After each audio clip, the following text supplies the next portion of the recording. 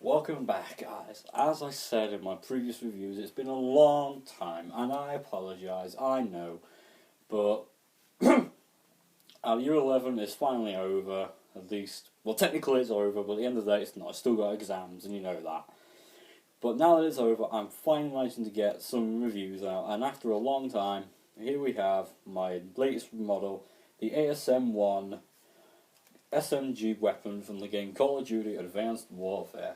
Now, what from I know of, Advanced Warfare, and what I'm going to continue with, is that Advanced Warfare is not the best. It's not the worst Call of Duty, it's probably one of the faster Call of Duties, but at no point do I think it's a bad game. I would never call it a bad game. Now, when you got people running around the ASM1, the BAL-27, the AK-12, the H-bar, what else is it? The Moors, all these really super powerful weapons. There are some SMGs that kind of get shoved to the side, some of others that get shoved to the side. But if there is one SMG that does stand out, is the ASM1. Why do people like the ASM1? Well, take a close look and you'll see if it resembles anything in particular. Do you not see it yet? It was very clear when we first saw the first pictures of the ASM1 what this gun was based off of. Very clear. The original Tommy gun, well, not the original, it's the new updated Tommy gun. This is the Tommy gun of the future. And I think the reason why people love the ASM1, not just because of the fact that it's a Tommy gun replica, but because of the fact that it is so accurate, so powerful, such a good rate of fire, and it's got an insane magazine capacity. I think it's 45 bullets, probably 50, 55 on when you upgrade to extended mag. But overall, it is one of the most versatile weapons in the game. Especially when people running things like the Strider, the Magnitude, and then the fan favourite, the Speakeasy.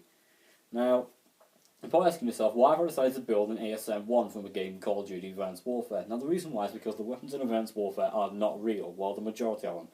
The AK-12, the MP4 Glock or Gratch, depending on how you pronounce it, AX-160, the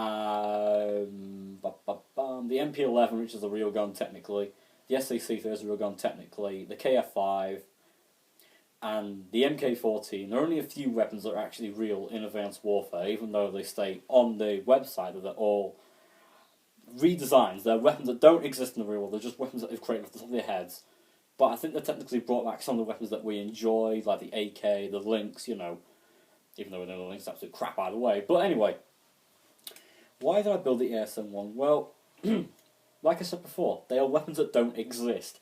To have your own personal Tommy gun, if you could call it that, to be handheld rather than just seeing it in a game like Call of Duty World at War and the older Call of Duties, and then to finally have it brought back to you in Advanced Warfare, and to have someone like me, or Zartzy Nombies, or my different username sponsor, for them to create their own weapons of the ASM1, it's very unique, because there are a lot of weapons out there that you cannot create just depending on the amount of bricks you've got. I have seen amazing weapons get created on the internet. This is, honestly, if I'm saying, one of my favourite models, because it's a little bit bigger than an ASM1. In fact, it's probably a life-size replica. I'm not going to put it in the title just in case. I think the title could be here, here, here, or there. You never know. But at the end of the day, the ASM1, absolutely perfect. There's a bit of a problem though. I'm demonstrating. I can't exactly demonstrate on screen exactly how crap, I guess you could say, my guns are. Because let's say I'm in a team deathmatch on a 1v1, say something like Urban, where you have short to medium to long range firefights. It could be me and one of my mates. It could just be me using the regular ASM1, and it could be a mate using the regular ASM1. And if I had to use an ASM1, it would probably take me about 10, 12 bullets at maximum. But my mates, I've counted this up and taken them about 8 or 10. This has actually come forward in every single game I've done. I'm lucky to get a kill with the ASM1 nowadays.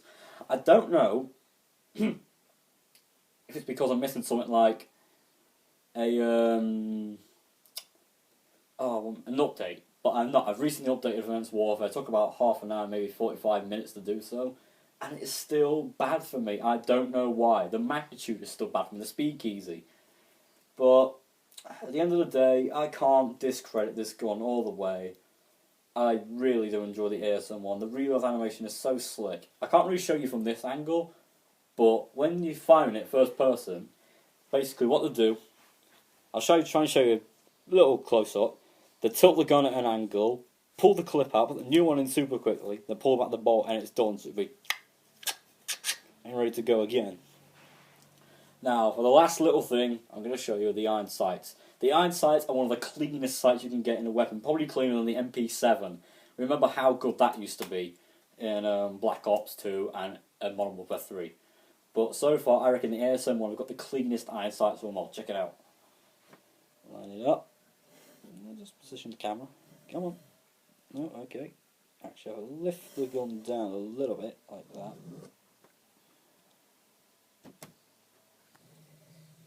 If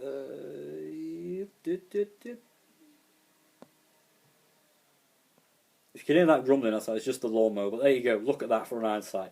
They're not 100% accurate, I know, because they have like little laser sights in here to compensate for the notch at the end, the opposite iron sight. But like I said, ASM1, perfect gun.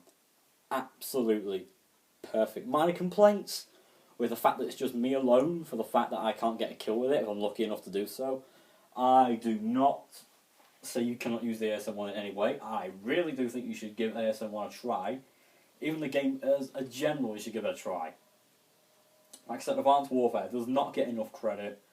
It's kind of outdated, if you could call it that. Excuse me.